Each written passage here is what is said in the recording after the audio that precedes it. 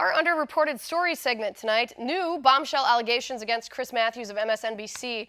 According to new reports, 5 former colleagues allege the liberal Matthews ran an abusive and misogynistic work environment. Such incidents involved screaming at staffers, throwing objects, misogynistic comments towards women, and demeaning guests and the people who worked for him. So where's the outrage from liberals? Well, this is the height of liberal hypocrisy. On one hand, you have Matthews' public persona, in which he acts like he's a champion of women, and then you have reality, where Matthews seems to treat women like dirt. Yet liberals stay silent. With me now from the Daily Caller, Amber Athey. Amber, good to see you. Happy New Year.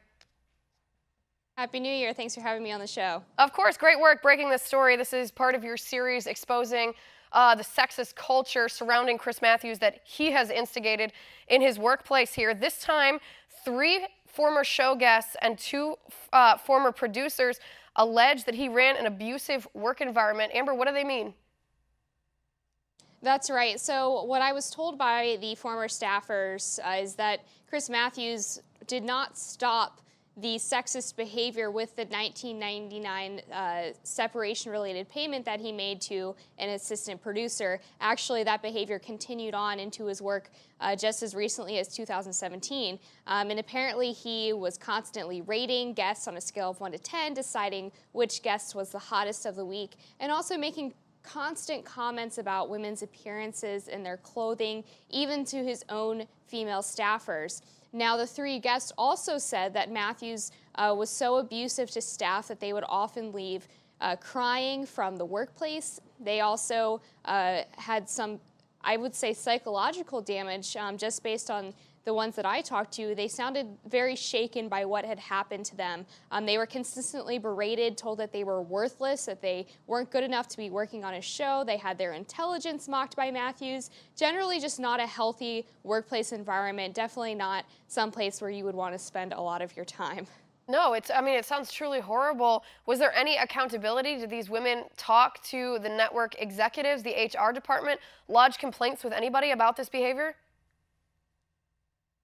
The people involved were so terrified of speaking out that most of them didn't complain. And that's a common theme that we've seen at NBC. Of course, Matt Lauer was at the network for about 20 years, and there wasn't a complaint lodged until just this year, which prompted his firing. So it's a really common theme at NBC for staffers to get the impression that the HR department is less than serious about complaints about sexual harassment and abuse from the top talent. And it's all about protecting the people who rake in the big bucks at the expense of the people who do all of the dirty work. And MSNBC declined to comment for this story, but at least one of my sources said that they were aware of other complaints made against Matthews, but I've been unable to confirm that with the network. Right, well, it's like so many of the other stories that we've heard since the Harvey Weinstein story broke, since the hashtag #MeToo campaign began. It was an open secret. People know this about Chris Matthews. They know this about his behavior. They know this about his comments. I mean, you can watch his show, and he makes comments that suggest that these are the types of comments that he makes to other people. When you hear a story like this, or a report here, reports from staffers like you did, and it's not surprising to you, then you know there's a problem. You know there's a problem in the environment there. You know it's an institutional problem. One of the things, this tore my heart too, Amber, was that these women said they sometimes felt like they had battered wife syndrome because he was such a tyrant, that he actually threw objects and screamed at producers and staff who made just human mistakes in the course of their workday. That's exactly right. And one of the incidents that I outlined in the piece was actually during one of their tapings of a broadcast. Much of Chris Matthews' show is actually taped as opposed to run live, which of course is pretty standard in the broadcast media industry. But on one occasion, Chris Matthews stopped to berate a producer so badly that they actually had to stop production in the middle of an interview, and Chris Matthews had to leave the set so that he can continue yelling at the producer. He allegedly told this producer that he was worthless and that he should find a job elsewhere. And this was in front of 3 guests who were sitting there waiting to do a panel with him. Some of the people who were there, the witnesses, said that they were so shaken by this event that they had never seen anything like it in broadcast media and haven't seen anything like it since.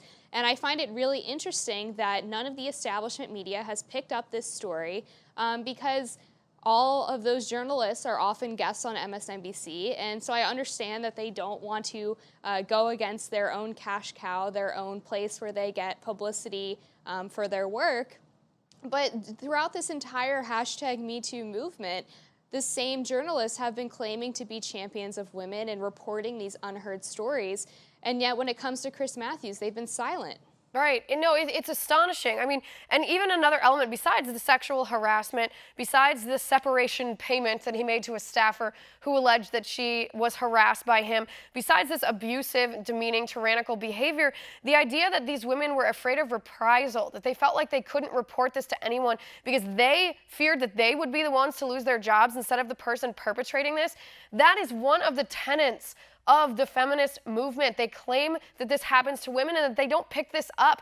They don't come to these women's defense. They don't stand up or speak out because Chris Matthews is liberal. I mean, the hypocrisy and the double standard, it's heartbreaking for women across our country because it proves that it's not changing. It's not really changing unless the perpetrator in the crosshairs is a conservative. It's not changing if the person is a staple of the liberal movement here, and that's sad. Amber, great job reporting on this. Thanks for coming on the show. I appreciate it.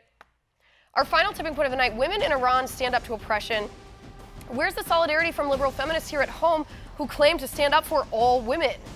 Oh wait, that's right, liberal feminists don't care about all women, do they? Just women who further their own political agenda. We'll be right back with that.